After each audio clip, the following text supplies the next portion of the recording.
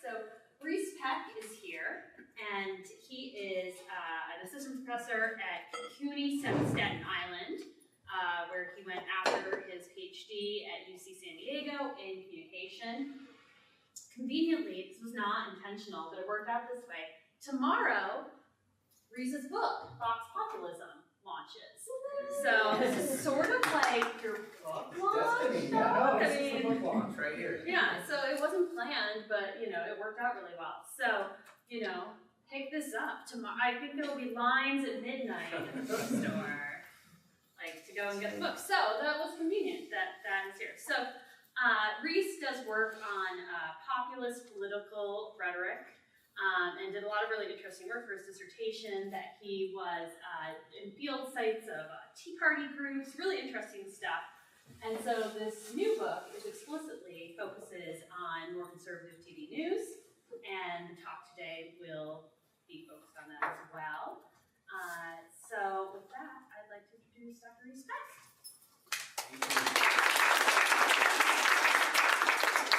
Hi everyone.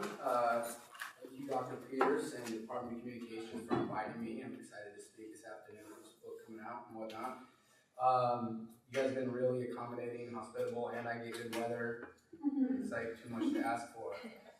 It's also nice to have my old partner in crime from graduate school in tennis, Dr. Berliner. As you guys know, in graduate school, it's a very serious atmosphere. You need that person that you can look over the seminar table and lock eyes when the professor says something weird or shows you something weird. It's very necessary to keep your sanity. So I am a Fox News expert, speaking of weird.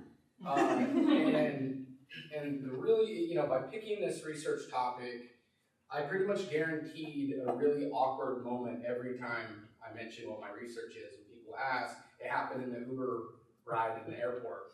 Very awkward.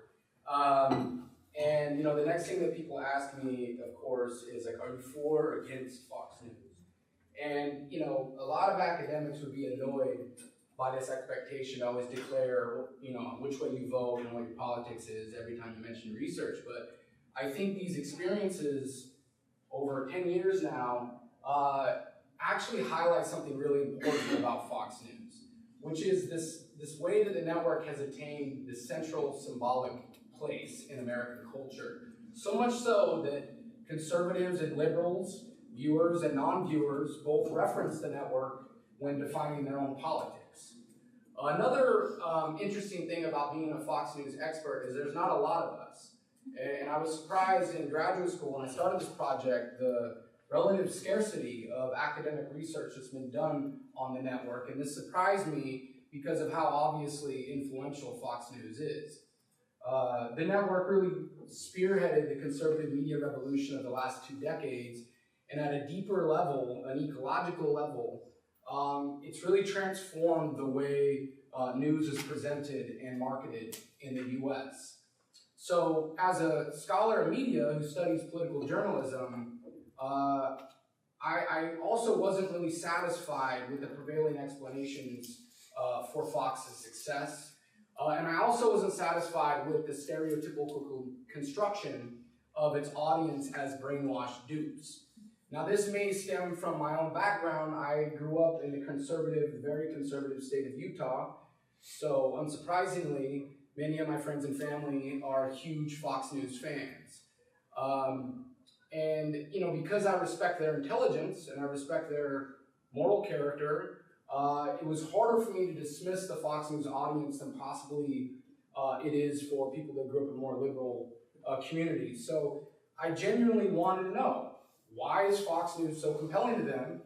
And why is Fox News so compelling to millions of other conservatives, especially when the tax policies in particular that the network promotes does not so obviously seem to suit their class interests? So that's the best I can do without reading. I don't think I can do that now. I think I'm going to have to stay wedded to this thing now. So I committed myself to studying the network systematically and closely, and this involved reviewing over 800 broadcast transcripts and watching hours and hours of Fox News programming at the UCLA Television Archive. It was actually really hard to find a good cable television archive. I started actually using VHS tapes and trying to use TiVo, but this was a heaven sent. I have an ethnographic component to my research that Dr. Pierce mentioned, but I can elaborate on that in the Q&A if people are more interested. All right, so in the course of my research, I discovered elements of Fox's programming appeal that, yes, promote Republican policy goals, but cannot and should not be reduced to them. Specifically, my book, Fox Populism, seeks to reveal these extra partisan qualities of Fox's mode of address and zeroes in on the populist moral logics and narratives and tabloid presentational techniques that Fox News has used to present the Republican Party, now Trump's party, as the natural political home of the white working class. Now, these populist moral narratives and these tabloid styles have been circulated in American culture for centuries. And it is their historical embeddedness, not their inherent conservatism, that explains their power and resonance, or this is one of my core arguments. But the big question today is, why did Fox News work? Ever since Nixon was defeated by John F. Kennedy in the 1960 presidential election, conservatives have been dreaming of creating a countervailing media system that could challenge the stranglehold that they believed liberals held over the journalism field. Now, there was a lot of forgotten attempts at creating conservative networks that failed miserably. So why did Fox News succeed?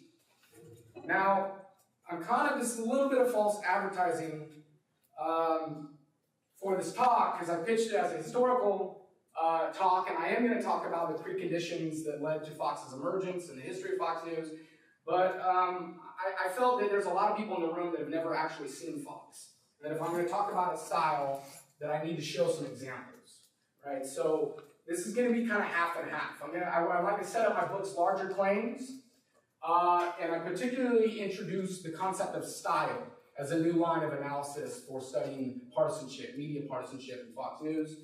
And so I'm going to try to flesh these arguments out and my definitions out through examples, and then I'll get to the history of Fox News. Okay. So in this presentation, I outline three set of forces or societal trends that converged in the 1990s to lay the conditions for Fox's ascendancy. The first is technological advancements in communication, namely cable and satellite, and this led to the subsequent rise of niche television markets. The second is the revival of partisanship in America, partisan identification, and a trend toward polarization on the ground. And third is a trend toward entertainment-driven news formats, what journalism scholars have called tabloidization, process of tabloidization. It's somewhat related to mediatization, a little bit different. So as I mentioned, there were a host of attempts at creating a conservative network, conservative TV projects that came right before Fox News, that few, if any, remember. The most successful of the failures was Newt Gingrich's and Paul Wainwright's National Empowerment Television. It went bankrupt in 2000. And Gingrich and company, they loved these first two trends. They loved the political polarization, and they were really celebratory. They used techno-utopian rhetoric about the power of the internet, or about the power of cable. The thing they didn't like was this last one. So much like their liberal journalism counterparts, they decried the rise of the plague of tabloid journalism in the 90s, which so depicted the culture of the 90s. So the failed conservative networks of the early 90s really emulated what I call the aspirational style of the first generation of conservative media producers like William F. Buckley, whose PBS show, Firing Line, was, up until Fox, the most successful example of conservative television. Now, in contrast, Fox went the other way, and it adapted presentational elements from its parent company, News Corp, tabloid properties that had already been established in the United States, namely A Current Affair, but other tabloid shows. And it innovated what I call a cultural populist style of journalism. And to some extent, this cultural populist style is a foreign import, ironic for a network that's known for its patriotic Americanism. So to fully understand Fox's style, we need to move outside of the national borders of the US news culture. Rupert Murdoch founded News Corporation in his home country of Australia, and then established News Corp's international presence in the United Kingdom. Indicative of the company's non-American origins, some of News Corp's first hit TV shows were, as I mentioned, A Current Affair and America's Most Wanted, were modeled after successful programs in Australia and the UK. In addition to importing these reality entertainment genres on the Fox broadcasting network, it is with Fox News that News Corp and Rupert Murdoch would introduce the American public to a distinctly British formulation of the tabloid tradition. 20th century tabloids in the United States had long exploited class distinctions based on taste and education. What Fox News added to the equation was to partisanize these taste differences and educational differences. The popularity of supermarket tabloids in the US, like the National Enquirer, exploded in the 1970s and continued to grow all the way through the 90s. But despite the immense size of their readerships, supermarket tabloids were not taken seriously by American politicians and journalists, and this was primarily due to their strictly soft news topical focus, the UFO sightings, Elvis sightings, celebrity love triangles kind of stuff. So the political toothlessness of American tabloids stood in direct contrast to the tabloid press in the UK during the same period. Tabloid papers in England were the most powerful media, breaking stories, setting the agenda, electing politicians, etc. Of course, soft news stories about sports and celebrities were a defining feature of the British tabloids. What really distinguished them from the US was they also featured political editorializing and partisan views. So, in the 1960s, Murdoch acquired two major London newspapers, News of the World and Sun, and his strategy was to direct these papers, quote, down market and go mass. And it worked. They became the most profitable tabloids in the UK.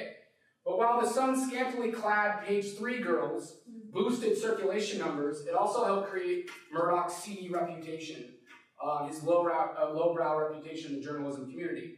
Still, his tabloid papers became the most important mouthpieces of the British right, and were particularly vital in generating what Stuart Hall has called authoritarian populism of specifically the conservative Thatcher administration. So believing the same tabloid format could work in the US, in the 1970s, Murdoch purchased a handful of American newspapers and transformed them into British-style tabloids, notably the New York Post. However, for decades, Murdoch's tabloid print ventures were either losing money or yielding mediocre profits. Interestingly, the conservative news baron blamed the poor financial performance of his US tabloids on America's lack of class consciousness. In the UK, he told one biographer, news consumers embrace the taste and culture of their own class. In contrast, Americans are driven by what he called, quote, a self-improvement ethic that leads them to have aspirational taste, that is, taste above their own social station. Even though Murdoch was frustrated with the middle-brow proclivities of the American news consumer, he kept faith that his working-class taste strategy could work in the States if applied to a different medium. He came to realize that in the suburban world of America, the television set reigned supreme, not the newsstand. So by shifting News Corp's energies more toward the television realm, in the 1980s with Fox Broadcasting Network, and then in cable television with Fox in '96, Murdoch would eventually overcome the middle-brow monopoly of American news. So before I delve further into the history, I'd like to set up some of my definitions and concepts in the book's larger claims, and I hope this new line of analysis can complicate and expand the discussion about conservative media. So the conventional take on Fox's appeal is that it's all about the network's conservative ideological slant. A slant, the critics argue, is designed to reinforce and validate the conservative opinions of their audience. Of course, I do not deny that Fox News promotes a conservative political agenda. However, I feel like the predominant focus on the network's ideological bias has blinded analysts from seeing other important ways in which the network speaks to and represents its audience. Rupert Murdoch and founding CEO Roger Ailes mutually realized that creating a market for conservative television news would entail more than simply giving conservative audiences Republican talking points. Effective political branding, they understood, must capture how partisan identities are expressed as class and ethnically based subcultures. Having backgrounds in tabloid newspapers and daytime talk shows, Murdoch and Ailes had the requisite knowledge to design a journalistic style that reflected how conservatives imagine themselves as working class underdogs, and likewise how they view liberals as cultural snobs. The key, I argue, to understanding Fox's effectiveness, both as a corporate brand and as a tool of political communication, lies not in the network's promotion of political conservatism itself, but rather in the elaborate way that Fox treats political conservatism as a proxy for a social group and its taste culture. So another way to say this is that Fox's programming constantly plays on this triangulated relationship. It associates a set of aesthetic references and cultural references like country music and gun ownership with an imagined social identity, the white working class, and finally with a political ideology, Reagan conservatism. As a growing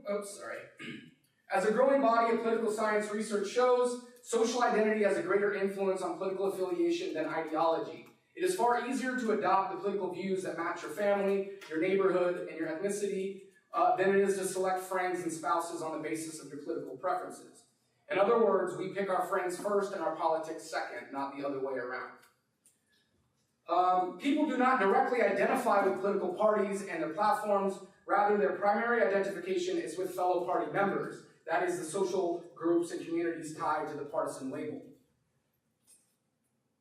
Historians of journalism have observed a similar thing in relationship to the partisan newspapers that predominated 19th century America. Their popularity was not based on the information they imparted or the political ideology they promoted. Rather, the key was what historian Michael McGurk calls their political style.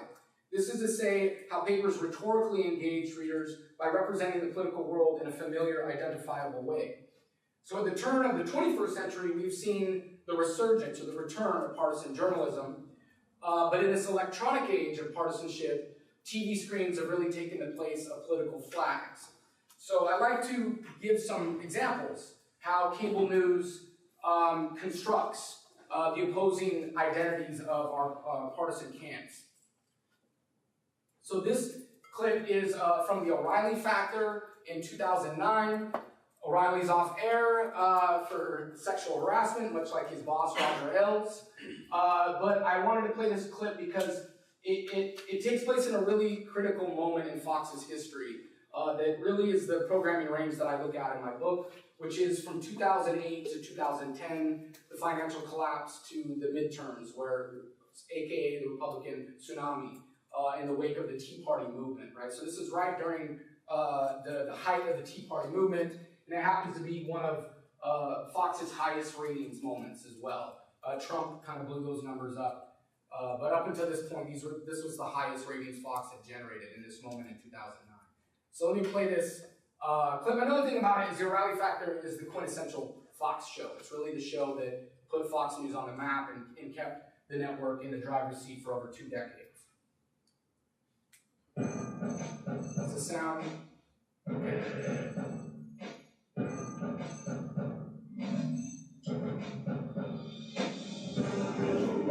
Number 1 in cable news, 100 months and counting. Either a moron or a liar. What kind of sentence is that? No spin, no agenda, just the truth. The American people are going to be angry. Look, stop the BS. 100 months at number 1. The O'Reilly Factor, Fox News Channel. Be here. Okay, so I'd like to juxtapose this clip with Fox's political opposite, MSNBC, and specifically the Rachel Maddow show, which, like the O'Reilly Factor, it was and still is the flagship program for MSNBC. And this is taken from the same era.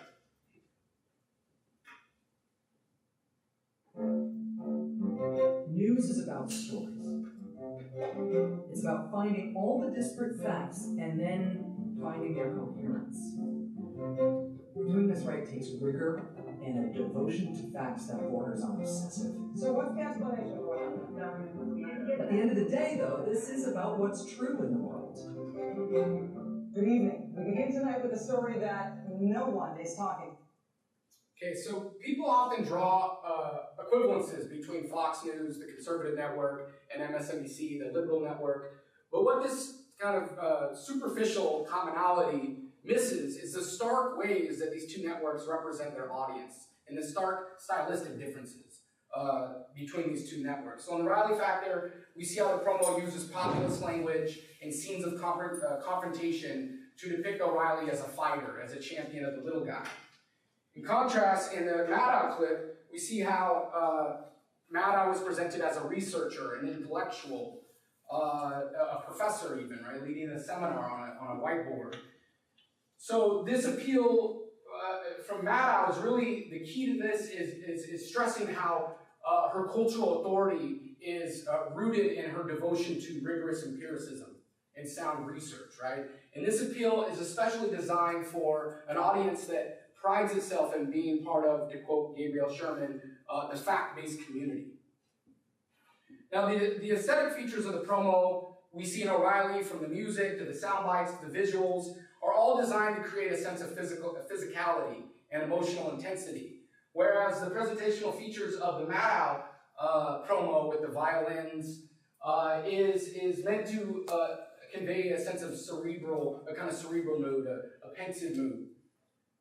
So in these ads, we see these two competing cultural appeals, right? The cultural populist appeal and the aspirational appeal. And I argue that these market addresses, these consumer appeals in the news industry, are not exclusive just to the cable news field. They structure the print, online markets as well.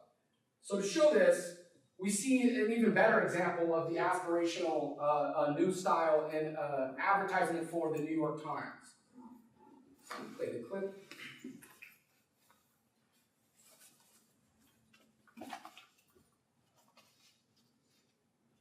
I think it was the Sunday style that brought us together. I think it was a weekend review. Getting the Times delivered for me, well, that's really the best part of the weekend. That's why I love the weekend. It's a Friday, Saturday, Sunday subscription that puts you to the center of the conversation. The depth and breadth of reporting, the insight. Call the 800 number and you save 50%. Just $3.45 a week. It delivers the world to your home. It's the best deal around. How many sections are you fluent in? I'm fluent in 3 sections, actually. Business, travel, the book review. Sunday styles.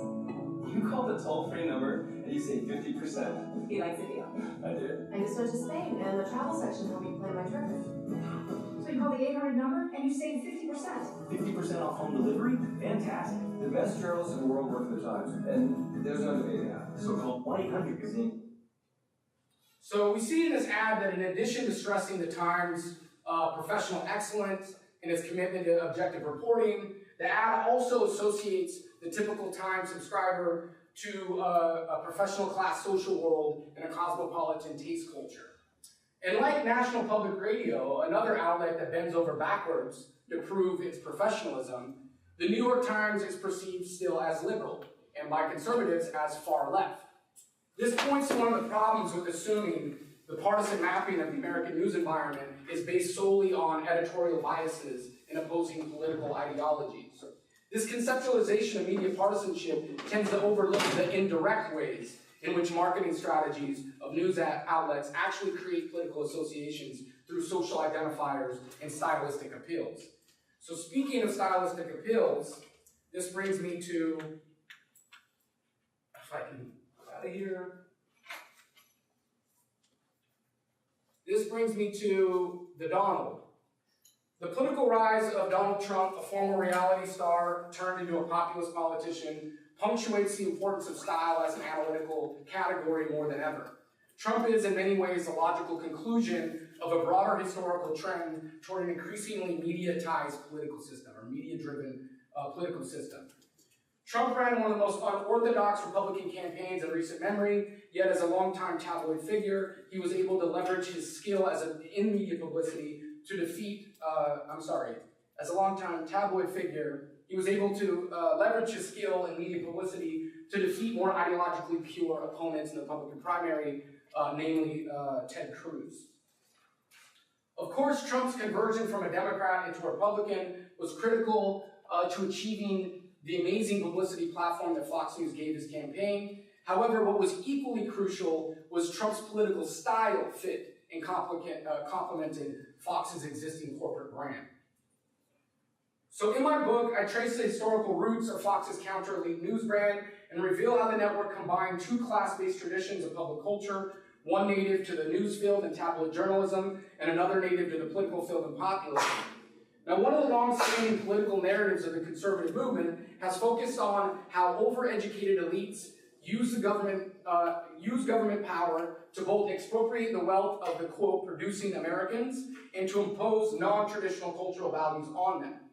Fox News' top hosts have seized these conservative narratives and have skillfully interconnected them with the lowbrow taste politics of the tabloid media sector. This potent mix of tabloid taste and populist moral reasoning is the crux of how Fox News has hailed its audience as the authentic working class majority, allowing it to effectively represent narrow conservative political demands such as tax cuts for the rich as popular and universal. So coming back to Trump, his political style captures his synthesis through and through. This dynamic fusion of populism and tabloid journalism is what allows conservative politicians like him to advance a theory of class as a cultural identity as opposed to an economic position.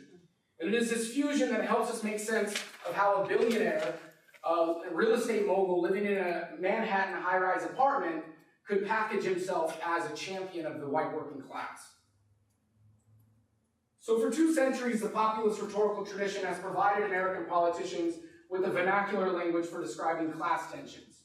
However, populist class critiques have historically been more normative than empirically economistic, and this partly explains the discourse's great malleability. That is why, populist signifiers like the people and the producers can be assigned to highly divergent socioeconomic groups and can serve highly divergent political agendas, from the leftist New Deal coalition of the 1930s to the conservative Tea Party movement of the late 2000s. Forged by activists and social movements, political populism's recurring moral themes center on civic issues, such as democracy, institutional corruption, and the expression of the popular will. It is also critical to note how the populist image of the producer or worker has almost exclusively been a white, masculine image. In addition to attacking aristocrats and power elites, populist political formations have also involved scapegoating the poor and racial minorities. And this raises an interesting question: is populism different than nationalism? Right? Or is it the same thing? Tabloid journalism, in contrast to populism's civic orientation, is a species of commercial entertainment. Hence, it is geared more toward things like aesthetics, spectacle, and sensationalism. It too projects a non-economistic imaginary of class conflict, but one that is primarily expressed through the prism of high-low taste categories. Okay, so I've noticed some differences between populism and tabloid journalism, but ultimately these two communication traditions are isomorphic, meaning traits identified in one tradition can be identified in the other. So my book highlights 3 specific stylistic features that bring populism and tabloid journalism together. Analytical disposition, presentational form, and both project an antagonistic conceptualization of the public sphere. So this is where I decided to offer examples, because I read this through and it just got really abstract. So let me start with analytical disposition.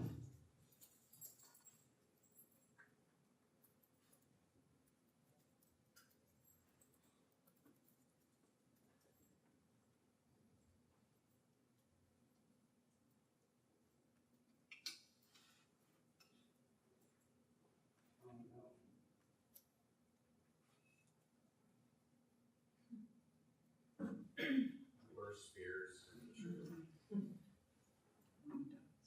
Okay.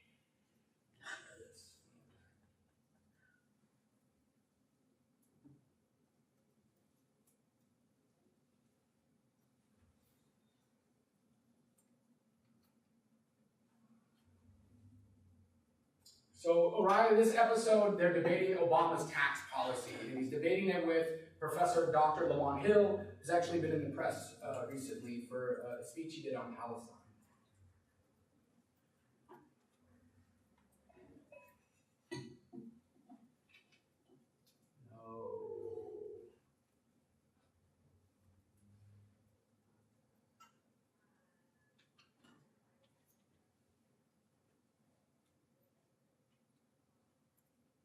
What's the date on this clip?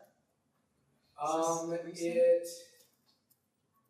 want to say 3/13, March 13, 2009.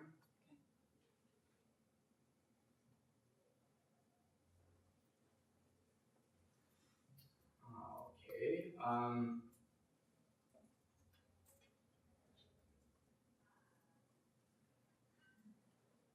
All right, so I'm going to play, this clip is a Glenn Beck clip to show this analytical disposition, which is basically how Fox News pundits try to perform a brand of working class intellectualism, or just lay knowledge, right? A non-expert form of analysis. So hopefully this will work. Okay. Here's what's coming. Inflation. Now, you listen to the people on television, and look, I'm not an economist, I'm a high school educated guy. And maybe that's why I can see things that other people can't, because I don't have that big old head where I've been, it's been filled by the so-called experts. I pursue these things myself. I try to figure it out myself. All-time favorite Beck clips. Let's see if it'll work in here.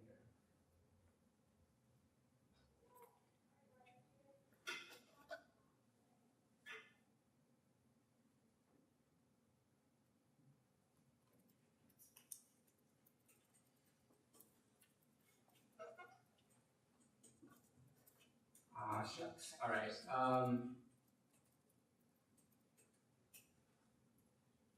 I may have to bail from the examples. I don't think this is going to work. I apologize to everyone, but this allows me to get to the history quicker. Okay, so I'll just explain what these categories are. So this analytical disposition entails personalizing modes of societal analysis. They offer unambiguous moral conclusions and treat individual experience and social background as equally authoritative as professional expertise. So I'm not an expert, but I am a thinker, something Glenn Beck would always say. And O'Reilly's debating tax policy, and he brings up the death tax or the estate tax. And when Dr. Lamont Hill says, but that only affects such a small slice of the wealthy American, O'Reilly says, it affects me. And he tries to present himself as, following a working class biography he's built up in his books and over time as a sort of stand-in for the viewer, someone that came from humble beginnings. So he cites his working class biography often as a sort of epistemic resource, right? As epistemological resource, experiential knowledge. Right? But it always comes back to him. This is, again, in Hannity's debating the history of the Great Depression, but this time with a conservative intellectual, not using lay knowledge to counter a left intellectual, but to reinforce a conservative intellectual's argument. In this case, this is Amity Schlaze, an economic historian, who he's having her on to talk about her book about the Great Depression, which argues that the New Deal failed. Right, that intervention in the economy fails. You need to let the market handle the problems, right? Stay out. The laissez-faire free market approach. And what does he say? He doesn't necessarily counter with statistics or facts. Instead, his ability to enter into the conversation, to have authority about it, he cites his parents' experience, right? And connects himself to the greatest generation, that lineage. So these are different ways to legitimate an argument, right? Or there are different ways to have authority. And the Fox News pundits are versatile in some ways. Okay, the next is presentational form. This next category that brings populism and tabloid journalism together. So populism and tabloid journalism tend to give greater priority to visual, affective forms of communication. That is more colorful presentation, more visceral language, and more emotional performances by news anchors and politicians. This emphasis on visceral language and embodied performance is evident if you would have seen the clips, but this is, body language is a really important aspect of O'Reilly's style.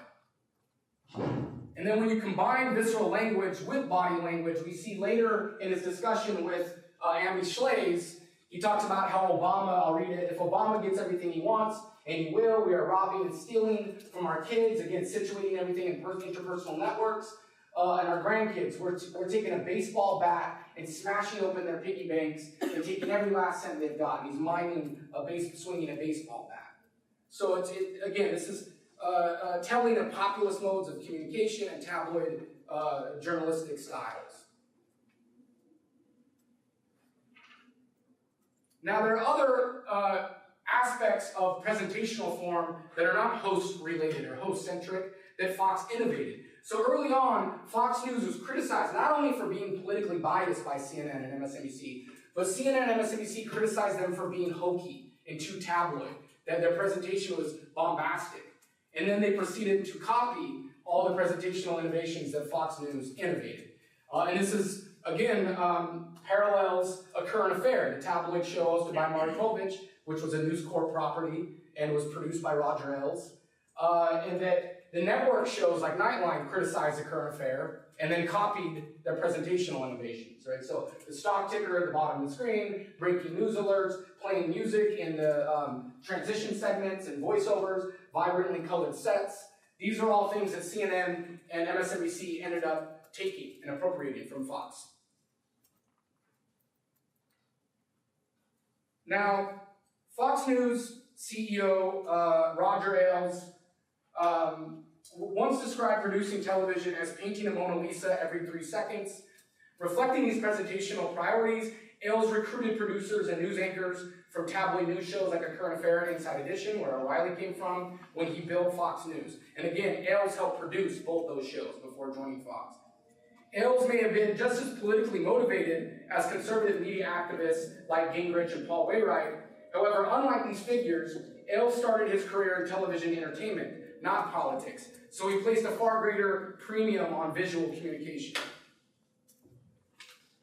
Now, harkening back to Murdoch's The Sun and the Page 3 girls, the notorious Page 3 girls that I mentioned earlier, Fox News has been heavily criticized for its notorious leg cam aimed at the short skirts of Fox News' women pundits, and for the significant amount of former models and beauty pageant winners that work on Fox News or have worked on Fox News. Most notably, former Miss America and Fox and Friends host Gretchen Carlson, who successfully sued Fox's CEO Roger Ailes for sexual harassment, which was really the beginning of the whole scandal. Started with her. So moving forward, the final stylistic feature that brings populism and journalism together is how they both project an antagonistic populist conceptualization of the public sphere that is to a degree antithetical to liberal theories of deliberative democracy. So, again, I can't play this clip.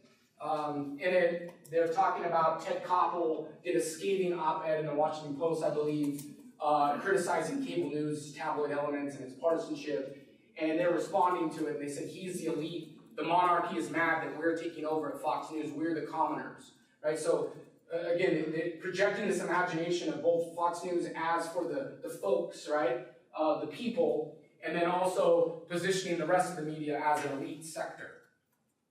So there's this antagonism. So Fox's populist public sphere radically simplifies the public sphere, splitting it into two dueling media systems, one for the elite and one for the people. The key term on Fox is the folks. That's the populist signifier that's specific to O'Reilly's language, not the people. Now, we can also see how Fox uses populism as a rhetorical tool for framing specific news events. So we can take this March 24th, 2010 episode, which is on the passing of the Affordable Care Act, the most significant policy that the Democrats have passed in generations. And so we look at how O'Reilly, look at the transcript of how O'Reilly framed this. The battle lines are drawn. Talking Points Memos believes the freedom issue is crucial. In the New York Times' lead editorial of the day, the far left paper celebrates Obamacare and urges the president to continue spending billions of dollars to protect individual Americans from just about everything. In addition, the Times wants the feds to take over the education system, the energy industry, and control the banking system. This is what many Americans fear, that USA will become a top-down society. So notice how O'Reilly situates this policy bent within an overarching, if not epic, narrative of social conflict.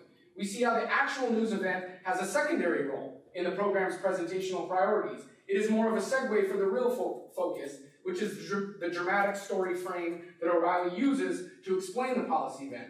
That is the battle narrative about the feds and their elite media allies' efforts to establish a top-down society that many Americans oppose to defend their freedom.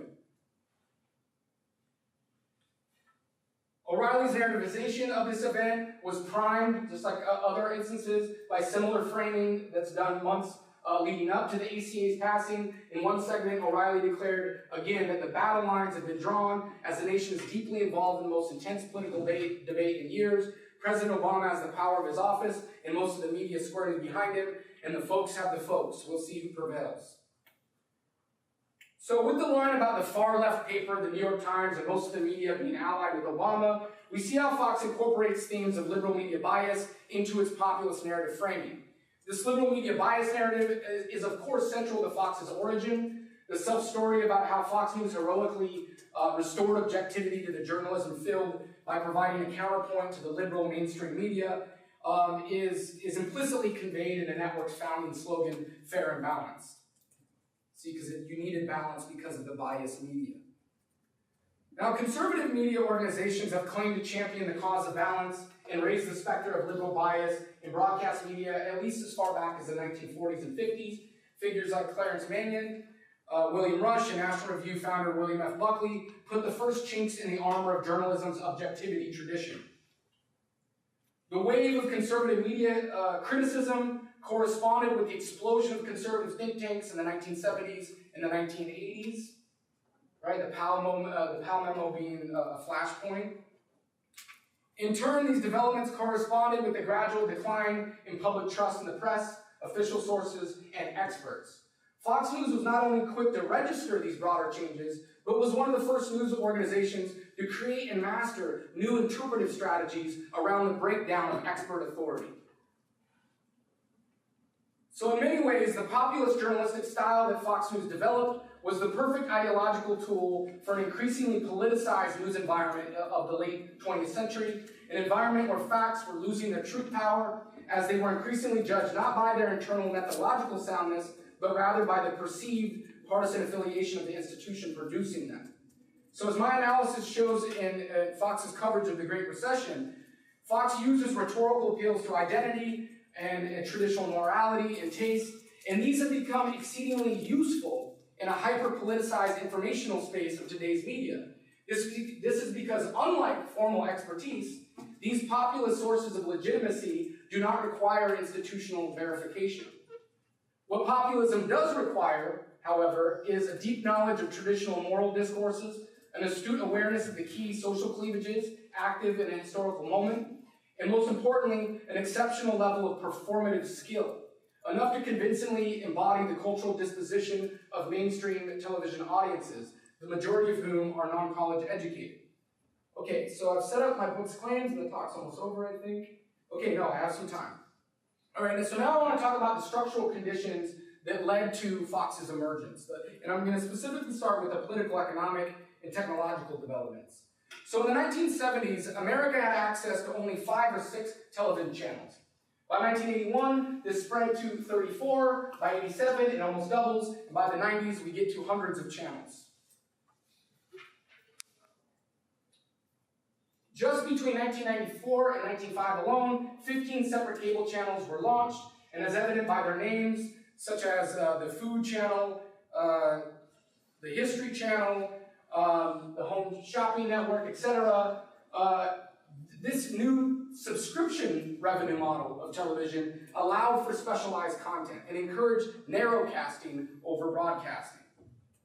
So the revolutionary growth of channel options in these decades created what Marcus Pryor has called a high-choice media environment, and this research stresses fundamentally how it altered the entire economics of the television industry. Suddenly, television producers were no longer beholden to the financial imperative to reach a universal audience. The traditional broadcast networks, fearing the loss of advertising dollars, were producing programming that aimed to please everyone and offend no one. And industry insiders refer to this as LOP, least objectionable programming. So as cable and satellite, As cable and satellite and internet platforms began to fracture the national audience into smaller and smaller market segments, sheer audience size was no longer the only economic measuring stick to success. New audience characteristics pertaining to social differences and viewing behavior were becoming ever more important to television economics. In this new scattered media landscape, passionate audiences with clear, homogeneous cultural identities were especially prized, as they offered something that was now in scarce supply in this high-choice media environment, a dependable target. The financial structure of the cable television enabled media companies to become profitable without having to attract large audiences with locked content. This was a pivotal shift because this development made an idea of a partisan network for the first time commercially practical. It was a commercial practicality. And from a business perspective, partisanship was in many ways the perfect solution to solving the unprecedented marketing crisis in the television industry that was what companies were just starting to grapple with in the 1990s and 2000s. So unlike the captive, reliable audience of the network era, the post-network era was splintered. And so how would media companies attract viewers that had so much choice, that could just turn the channel and evade the network's marketing efforts? So what they did was turn to what Henry Jenkins calls affective economics. So this new marketing theory abandoned the conventional mass audience approach and instead would target smaller but more loyal audiences. And if 80% of the purchases of your company were made by 20% of the consumer base, why not, this theory reason, invest your marketing energy toward the hardcore fans, encouraging strong emotional attachments with the corporate brand.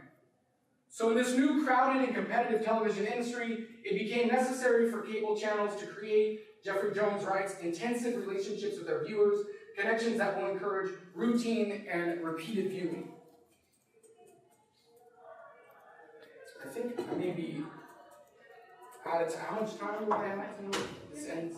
Usually people go till half past. Half past? Do I have enough for questioning? Yeah, Okay. sure, for sure. You Okay. go till 5 with questions. Okay. So this brings me to the political point. So that's the political economic trend, right? And this moment in the 90s with this happening in the television industry was a particularly opportune moment to exploit the emotional capital of partisanship. Because precisely at the same time, we see the uptick of partisan polarization on the ground, among congressional elites, among activists, and most importantly, on the ground among voters. And specifically, we see the rise of what's called the Republican Revolution of 1994. And so it's tilting even in a conservative direction. So the conjunction between intensified partisanship in the political sphere with increased competitiveness in the television industry made efforts to create a television niche based on political conservatism an obvious move. All right, so I'm going to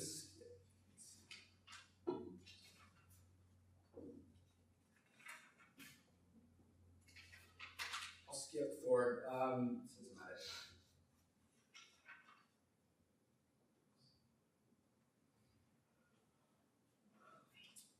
So from 1998 to 2001, Fox ratings grew in the 24 to 54 demographic by 430%. This took place while CNN's had declined 48%. The next year, Fox would surpass CNN as the ratings leader, which was quite something because CNN had dominated that market for more than a decade. This took place, accepting this as a permanent trend in 2003, CNN adopted a new revenue model that shifted away from the mass ratings game in favor of garnering premium advertising rates by attracting the cable news audience's most affluent and educated segments, the demographic that had been MSNBC's original target demographic from the beginning. So CNN's new elite-oriented branding strategy also involved engaging in forms of media criticism that sought to position Fox News as standing outside of the journalism field altogether. So to quote lead anchor Aaron Brown at the time, "I honestly think they do something quite different than what we do. I don't want to create a sense that they're in the same business wherein there's room for conservative talk radio and television, but I don't think anyone ought to pretend it's the New York Times or CNN." However, each time CNN and other news organizations excluded Fox News from the circle of serious news organizations, they unwittingly helped affirm Fox's narrative about liberal media bias, and equally important, they strengthened a symbolic association that Murdoch found immensely desirable, the association between right-wing politics and working-class taste. CNN's and MSNBC's decision to market themselves as the more cosmopolitan, tasteful, and professional news source assisted and concretized Fox's populist branding strategy. In turn, Fox's uncivil, combative, and tabloid aesthetic provided CNN and MSNBC with a well-suited counter-audience against which they developed what TV critic Walter Goodman called a boutique news appeal. This is truly one of the greatest marks of Fox's impact, how its iconoclastic style altered the very rules of news branding, and in the process transformed the entire ecology and culture of the news environment. So much of the literature on Fox has emphasized the way that its political branding strategy polarized the U.S. field along ideological lines. Specifically, critics stress how Fox News' commercial success created a domino effect since it encouraged other outlets, namely MSNBC eventually in the mid-2000s, to also take up a partisan branding approach, and with that, a programming model that favors opinion-based news over straight reporting. However, what this approach often overlooks is the equally profound way that Fox polarized the U.S. public sphere in terms of taste and aesthetics by reviving long-standing tensions between aspirational and tabloid market sectors. So in closing, this presentation has relied on insights and evidence from 3 bases of research to demonstrate how Fox News' ascendancy was enabled by a confluence of multiple factors. The first literature derives from biographical books and columns that look at the key creative figures like Murdoch and Ailes that created the network. The second place where you can find an explanation for Fox's rise in the 1990s and 2000s is a group of analysts, mainly mass comm scholars and television scholars, who have looked at how the technological and economic transformations fragmented the news industry, affording the existence of something like a partisan niche market. Oops. And a third place one can find what made Fox News' corporate brand successful has been among political scientists, who rather than looking at the creators of Fox News, has really zeroed in on the Fox News audience, and particularly have debated the degree to which its audience's predisposition, political predisposition, facilitated the success of Fox's partisan news model. Now, this is useful because what is often overlooked in the rush to blame Fox News for today's political polarization is the fact that partisanship was in resurgence in America already underway in the 70s and really hit its peak in the 90s just before Fox's launch. So this calendar tracking lends support to a weak media effects perspective on Fox News, meaning that advocates of this perspective will argue that Fox News did not create today's partisan culture, it merely exploited existing political divisions for its own commercial purposes. Now, there's a counter-argument and a counter-body of research that shows how Fox News does not merely mirror trends on the ground, that in fact has created polarization. So Stefano Della Vigna and Kaplan's groundbreaking study, The Fox News Effect in 2005, triggered a whole new branch of media effects research that looked at how Fox News has affected public knowledge, voting behavior, congressional polarization, etc. Now, this is a chicken or the egg debate. You know, did Fox News cause polarization, or does it merely reflect it? And I think it's co-constitutive and mutually reinforcing, right? Fox News, I like how journalism scholar C.W. Anderson captures this relationship. He writes, partisan media feeds polarization in the electorate, which increases demand for partisan media, and so on. Okay, how much time do I have?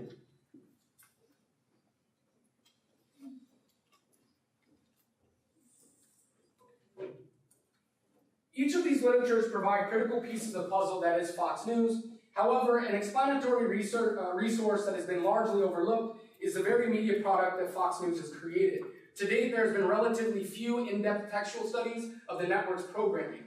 This tendency to avoid close readings of Fox's content is no doubt related to preconceived notions about why Fox is appealing. After all, if one believes that the viewer's media choices are completely predetermined by their political views and social background, there's little reason to invest energy in considering the quality of Fox's presentation and messaging. But as sociologist Matthew Horton critically asks, Would it be enough for Fox News presenter to sit in front of a camera and read off a list of events and explain how they confirm the audience's political and social prejudice? It is hard to imagine 3 million people tuning in for this performance. Quote, end quote. There is a performative distinction, Norton stresses, between the partisan hack and a media hero defending the borders of the sacred. Sure, Fox News is partisan, but Norton's crucial insight is that partisanship needs to be produced. The failed conservative TV projects before Fox News seemed to believe they would prosper simply by stamping their channel Republican and delivering conservative gospel to red state audiences. It turns out the execution of creating a conservative news network is far more complicated than the idea of one. Fox News was far from the first conservative network to rail against big government and liberal media bias. It was, however, the first to overcome the institutional challenge of gaining a national distribution, and equally important, the first to make the populist political tropes of the conservative movement attractive as television entertainment. So I'll end with this. I hope that this presentation has encouraged you to rethink what media partisanship actually is, and to question the extent to which its popular conceptualization is really about political ideology. To rely on a left-right ideological schema to define Fox News is to miss how the network constructs Republican partisanship as a style. Thank you.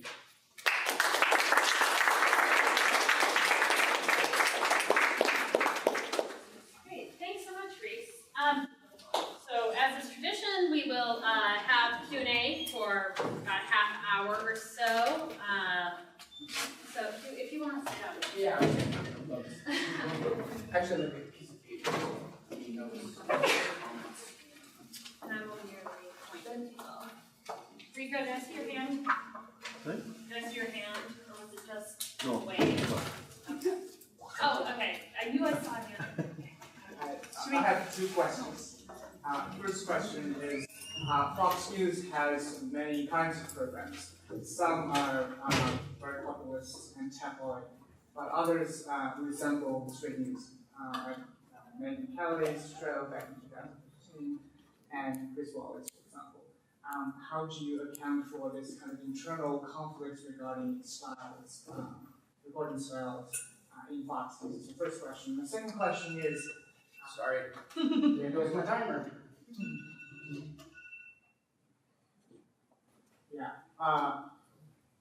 The second question is, given the revolving door between the Trump administration and Fox News, a lot of previous Fox News personalities now have served in the Trump administration, would you say that part of Fox News has already become part of the Trump administration, part of the government? Would you say that? Okay, I'll do the first one first. Yeah, this tension that you bring up, I like to call it between the prestige versus the tabloid wing within the organization has been there from the beginning. And one of the reasons that Roger Ailes hired John Moody, who was a former Times columnist, was because he could reel in this tabloid proclivities or instincts of the production staff and some of the talent. So one early example that Gabriel Sherman mentions in his book on Roger Ailes was a former producer for Extra, which is a tabloid outlet, tried to run a story about Carmen Electra and Dennis Rodman, the basketball player, and he canceled it. He didn't let him do it. And Drudge was on, from the Drudge Report was on Fox News, and his firing was largely seen as jumping the shark with the tabloid style and the populist style.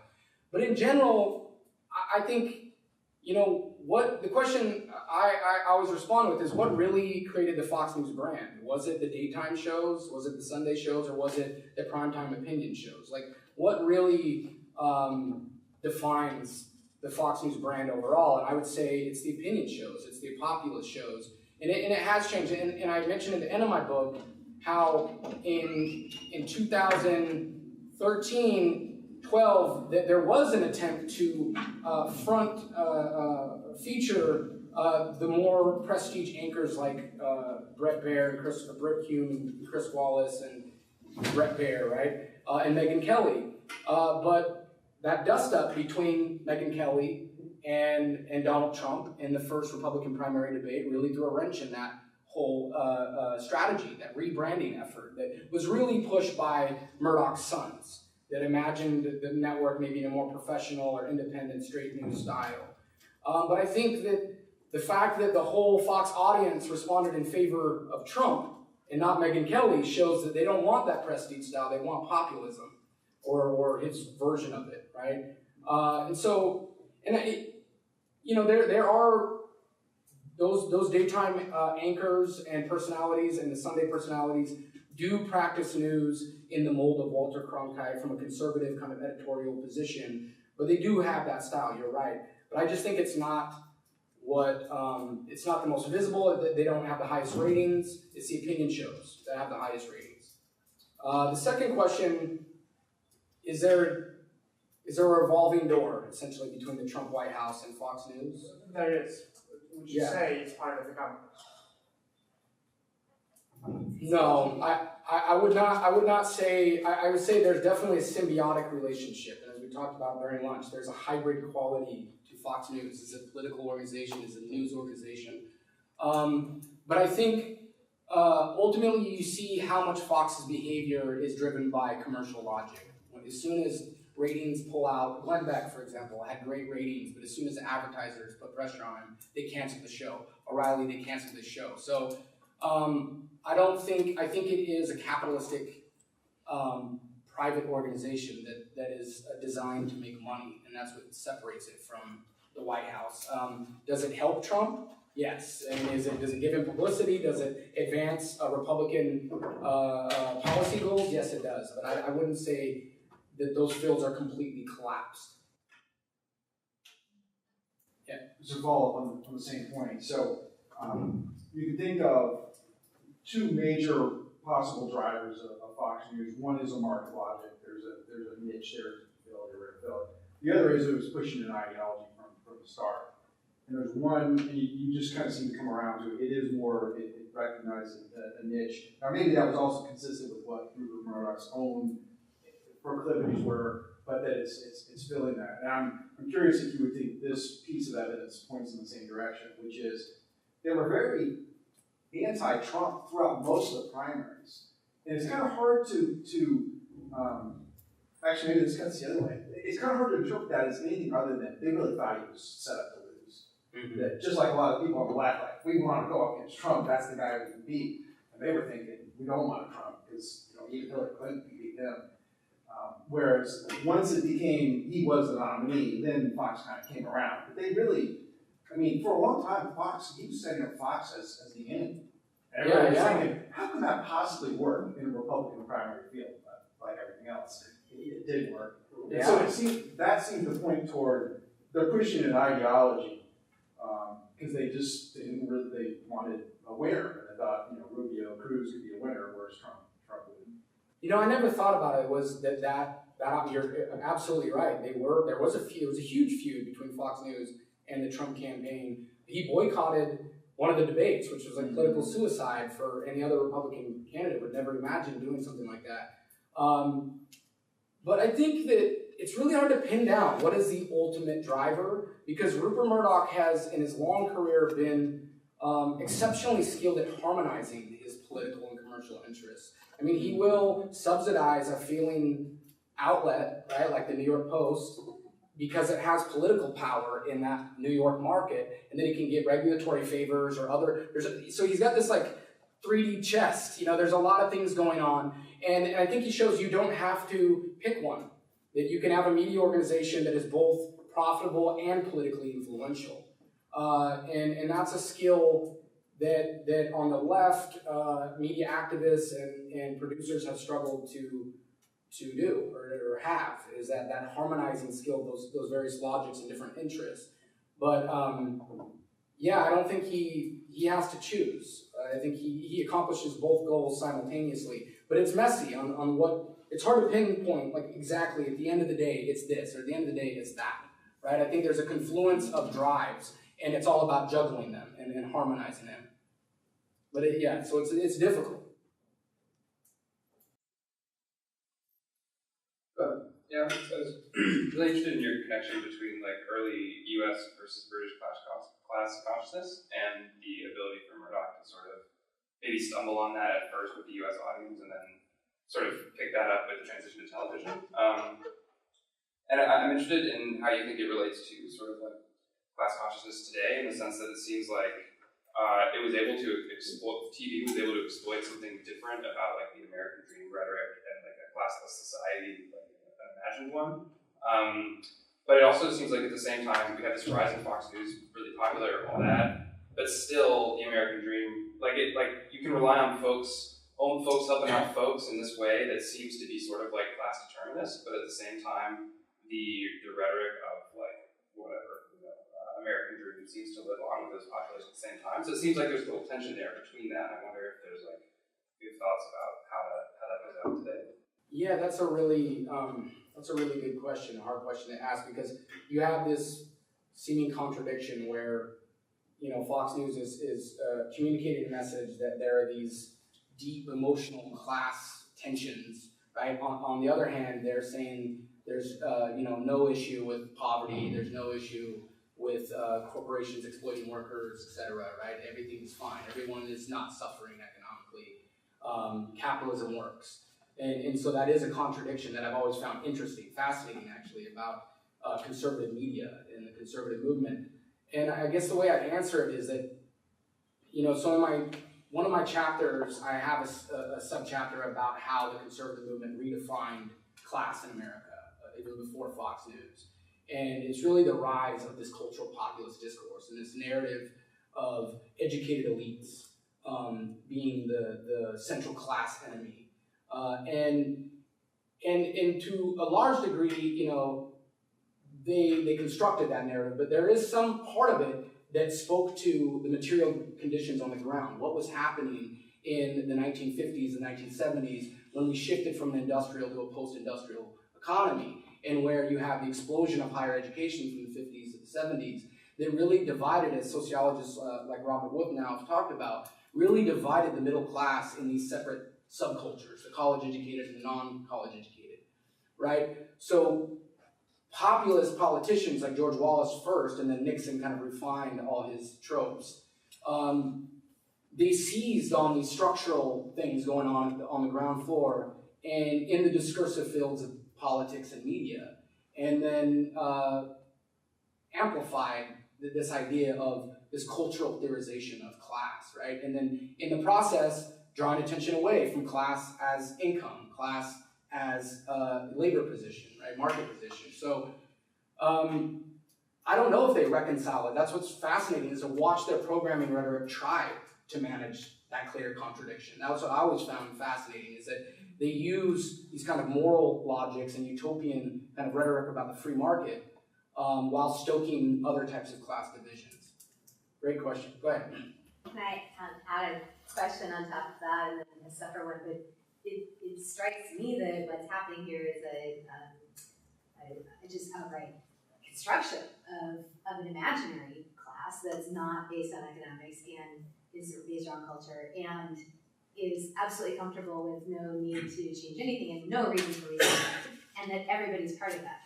I'm sorry, I couldn't hear that. That everybody's No part of for it. Oh. There's no, so there's, it seems to me there's this production of this new imaginary class of people that's signified by identity and taste, and has nothing to do with money, and is definitely anti-elite, but has no need to change it because everybody's comfortable.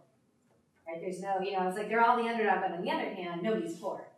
So poverty gets erased, anti-elitism, but it's all part of a construction that has no particular grounding in reality. Anyway, speaking, I guess is part of the fact-based community.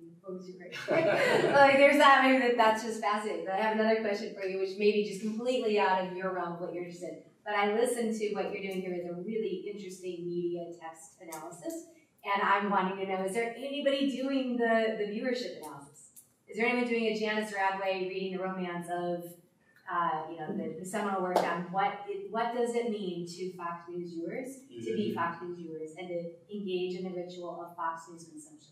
Yeah, I talk about this in the methods section, how wanting and how needed ethnographic research is, audience research on Fox News. I mean, I tried my best to piece together a method by attending Tea Party rallies and interviewing Tea Party activists about their media habits and why they like Fox, and attending, activist training conferences and meeting conservative media producers and whatnot. But it's what's neat is what you're describing, right? Like observing how people use it in their lives and in the actual context of reception. The rituals of it. Yeah, as part of like the community connectors and the identity pieces. Yeah, I mean, there's a lot of audience research that looks at selective exposure and kind of cognitive psychological responses to ideological messaging, but not in that sense. To your first point, or not that I know of, or not a major study that I know of. For the first point, I push back a little bit and say that I don't think it's a complete construction. I think that when Glenn Beck says, I'm a high school educated guy, that means something because, he's a rich guy and he's completely a celebrity. And you're like, that's ridiculous. Like, how are you a little guy or populist or like me? But if the majority of the audience also, like him, does not have a college education, that's not an aspirational appeal. That's like in the present. I'm like you, I do not have a college education. And as the social science research shows, one of the determining factors of marriage partner selection is education level, right? So it must mean a lot to us, right? Because we're picking, our partners based on education level significantly. Another thing about education level is that it's useful. It's got its problems because you have highly educated people that don't make a lot of money, and you have super rich people that are not college educated. But overall, it really, education level, college education is useful to track both class origins and class life chances, right, in the long term. So income bracket is like a snapshot. You can look at someone's making, they're making $50,000 in their 40s and making, whatever, right? And so I think there are elements, and as work by Pierre Bourdieu focuses on self-presentation, expertise. There are symbolic elements to class domination.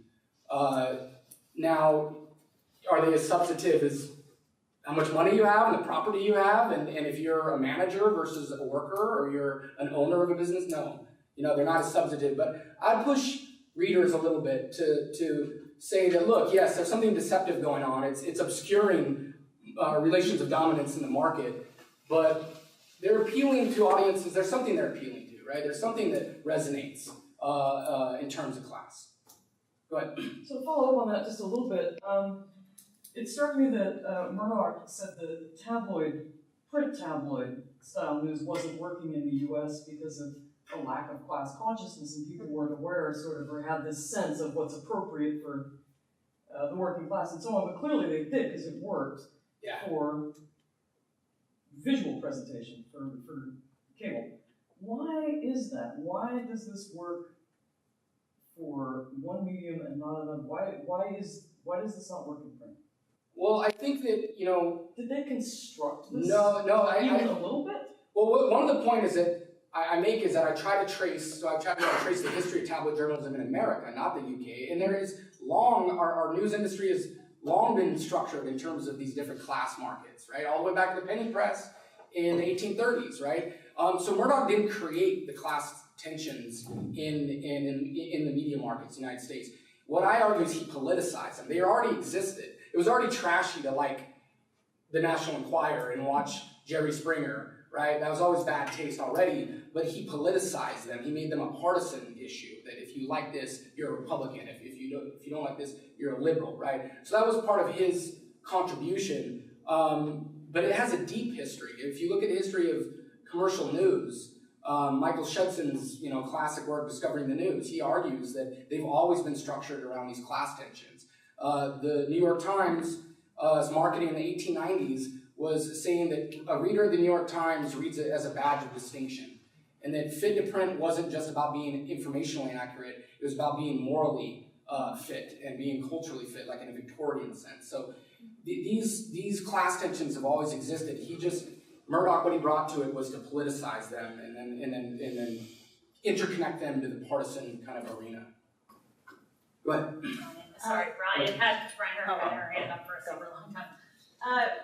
This actually appeared along with a lot of the comments about class and how he cut into that. I'm interested in the production of the other types of media that Fox that Fox pushes out, whether it's Married with Children, whether it's The Simpsons, for example, all of which kind of denigrate the idea of the American dream, or kind of put it down, and kind of dismisses the idea that Americans are just temporarily embarrassed millionaires, right?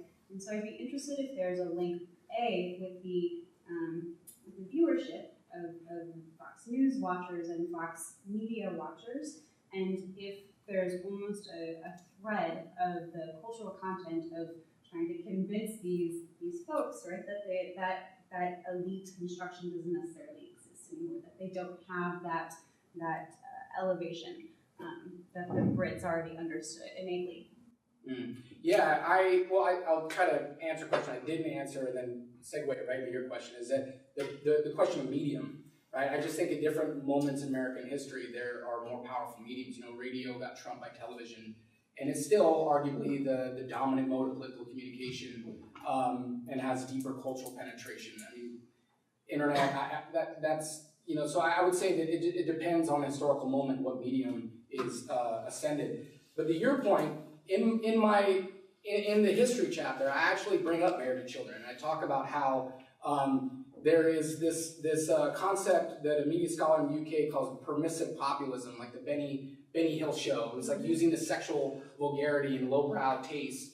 And that Murdoch really brought this to the US. And so there is a commonality between the anti-elitist discourse of Fox Broadcasting, right, that allowed it to establish a niche as a fourth network. No one had ever been able to do that, right? And the reason Murdoch was successful at creating the first fourth network in the United States was largely due to this counter-elite programming strategy with The Simpsons and with Married to Children and with the Arsenio Hall show and Cops and all the reality shows.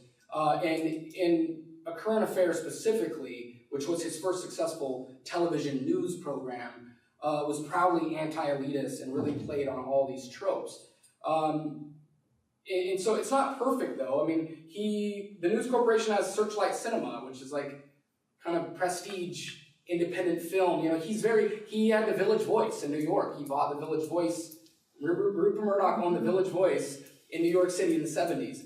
So there's a shrewd businessman that'll make money. This goes back to this problem of pinning down what drives him. There's a shrewd businessman part of him that will promote. The Simpsons was liberal in a lot of ways, right?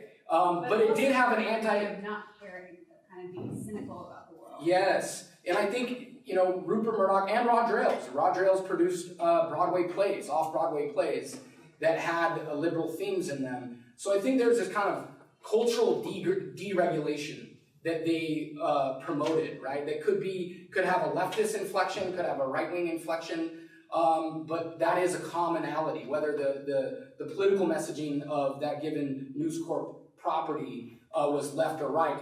Each of them had this kind of push toward cultural deregulation to upset middle-brow and highbrow taste.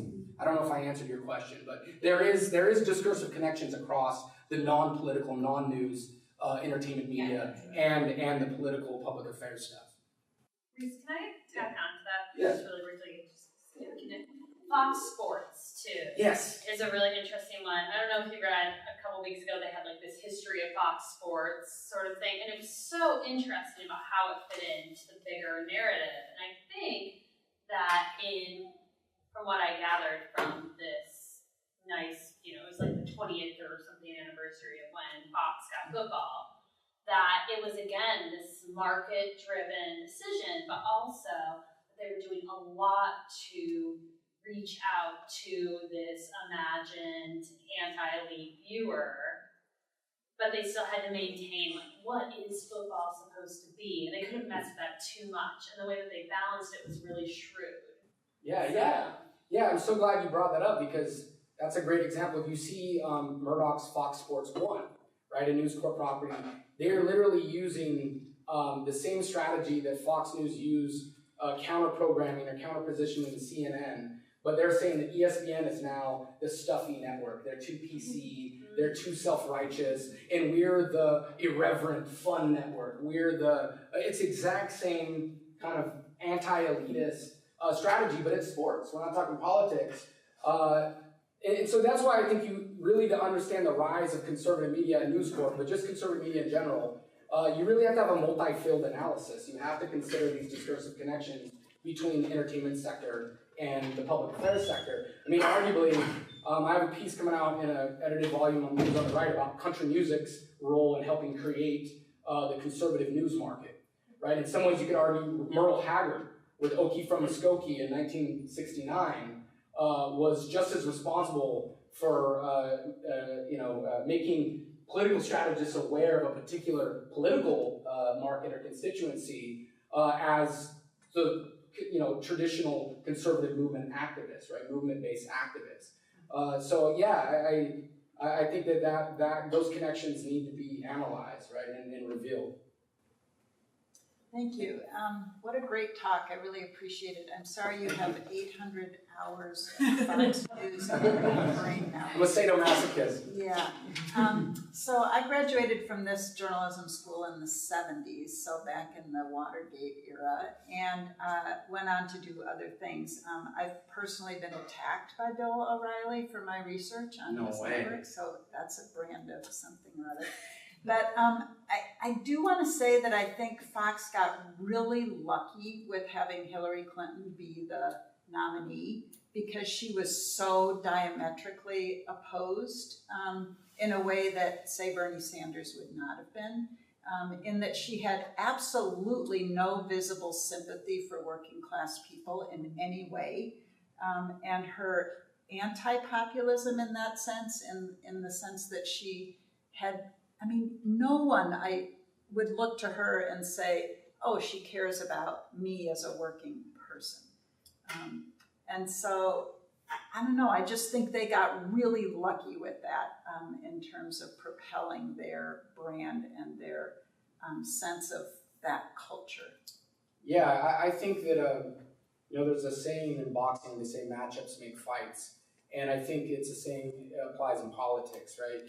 You position yourself depending on what the style of your opponent is, or maybe your style won't work if paired against someone with a similar style or a different kind of style that doesn't play to your strengths. But I think you're 100% right, that the best thing for a right-wing populist is a liberal technocrat, when someone has a more professional technocratic style, the Al Gores, the John Kerrys. This style lays the conditions that are favorable for right-wing populists. So I think that's correct. And I try to talk about how, I have a section where I talk about the feminine populism of conservative women and the way that Fox News women pundits have this confrontational style, but I really try to denaturalize it to conservative ideology. It doesn't have to be. There's no inherent reason it is attached to conservative ideological project, right? There was a populist, one of the most famous populist speakers of the 1890s was Mary Lease. And she got her career started in the women's temperance movement.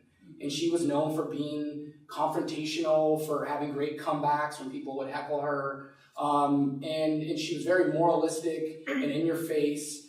And so, yeah, I don't think that the style itself is wedded to any political ideology. Now, there are pitfalls that women politicians face that are unique to women politicians. It is harder, for, especially people of color and women politicians, it is not as easy to adopt this cultural populist style and show your flaws and et cetera, right? There are major pitfalls that I discussed, but at the end of the day, I don't think it is inherently has to be a masculine style or promote whiteness, but it has historically been slanted in that way, and there's a lot of inertia there, right? So I get of the aversion, especially on the left, to adopting a kind of populist style for all the problems that we've seen in the past with the New Deal coalition, all its inadequacy. So I know that's a long answer to that, but yeah, I think you're right.